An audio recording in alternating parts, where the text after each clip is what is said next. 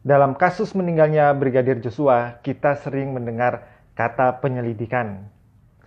Ada penyelidikan di Komnas HAM dan juga ada penyelidikan di kepolisian terkait kasus ini. Lantas, apakah yang membedakan penyelidikan di Komnas HAM dengan penyelidikan di kepolisian? Saya akan membahas penyelidikan di Komnas HAM terlebih dahulu. Menurut Undang-Undang Nomor 39 Tahun 1999 tentang Hak Asasi Manusia, Komnas HAM adalah lembaga mandiri yang kedudukannya setingkat dengan lembaga negara lainnya yang salah satu fungsinya adalah melaksanakan pemantauan. Apa yang dipantau? Di antaranya adalah penyelidikan dan pemeriksaan terhadap peristiwa yang timbul dalam masyarakat yang berdasarkan sifat atau lingkupnya patut diduga terdapat pelanggaran. Untuk melakukan penyelidikan, Komnas HAM dapat melakukan pemanggilan kepada pihak pengadu atau korban maupun pihak yang bisa dimintai keterangannya, termasuk juga melakukan pemanggilan saksi untuk diminta dan didengar kesaksiannya, dan kepada saksi pengadu diminta menyerahkan bukti yang diperlukan. Dalam penyelidikan, Komnas HAM juga bisa melakukan peninjauan di tempat kejadian dan tempat lainnya yang dianggap perlu. Penyelidikan merupakan fase terpenting dalam mencari adanya suatu peristiwa pidana. Dalam peristiwa pidana setidaknya ada pelaku, ada korban, ada alat yang dipergunakan untuk tindak pidana, ada saksi, ada juga bukti rekaman, ada dokumen termasuk juga dokumen elektronik. Sebagai contoh dalam proses penyelidikan kasus meninggalnya Brigadir Joshua, Komnas HAM sering menyampaikan ke publik mengenai temuan bukti-bukti. Itulah hasil dari proses penyelidikan dan temuan tersebut akan dianalisis dan kemudian disiapkan untuk diserahkan kepada penyidik. Disinilah diperlukan adanya kredibilitas dan independensi dari Komnas HAM dalam memilah dan memilih bukti-bukti tersebut. Jangan sampai ada tekanan dari pihak luar untuk menyuruh Komnas HAM mensortir atau tidak mengikut sertakan barang bukti yang sekiranya bisa merugikan pihak-pihak tertentu. Nantinya, setelah fungsi pemantauan berupa penyelidikan yang dilakukan tersebut telah selesai dilakukan dan ternyata jika ada temuan telah terjadi pelanggaran HAM, maka Komnas HAM akan memberikan rekomendasi atas suatu kasus pelanggaran HAM kepada pemerintah dan DPR untuk ditindaklanjuti.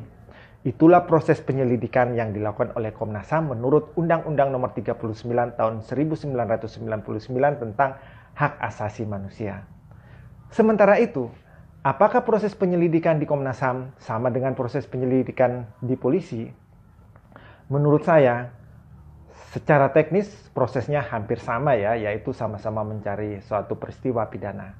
Penyelidikan sendiri menurut KUHP, Kitab Undang-Undang Hukum Acara Pidana, pasal 1 angka 5 adalah serangkaian tindakan penyelidik untuk mencari dan menemukan suatu peristiwa yang diduga sebagai tindak pidana guna menentukan dapat atau tidaknya dilakukan penyidikan menurut cara yang diatur undang-undang ini. Dalam peristiwa pidana, ya itu tadi seperti yang saya sampaikan, setidaknya ada pelaku, ada korban, ada alat yang dipergunakan untuk tindak pidana tersebut, ada saksi, ada rekaman, ada dokumen termasuk juga dokumen elektronik. Jika di Komnas HAM, proses setelah dilakukan penyelidikan yang merupakan bagian dari menjalankan fungsi pemantauan adalah menyerahkan barang bukti serta memberi rekomendasi kepada pemerintah. Sedangkan di kepolisian, jika dalam penyelidikan ditemukan bukti-bukti awal adanya suatu peristiwa pidana, maka status kasus tersebut akan dinaikkan ke tingkat yang lebih tinggi yaitu tingkat penyidikan. Lantas, apa itu penyidikan? Menurut pasal 1 angka 2 Kitab Undang-Undang Hukum Acara Pidana, penyidikan adalah serangkaian tindakan penyidik dalam hal menurut cara yang diatur dalam undang-undang ini untuk mencari serta mengumpulkan bukti yang dengan bukti itu membuat terang tentang tindak pidana yang terjadi dan guna menemukan tersangkanya. Serangkaian tindakan penyidik di sini menurut pasal 6 KUHP diantaranya adalah melakukan tindakan pertama pada saat di tempat kejadian, seperti ya contohnya memasang polis lain dan juga mengamankan barang bukti. Mengamankan ya, bukan menghilangkan.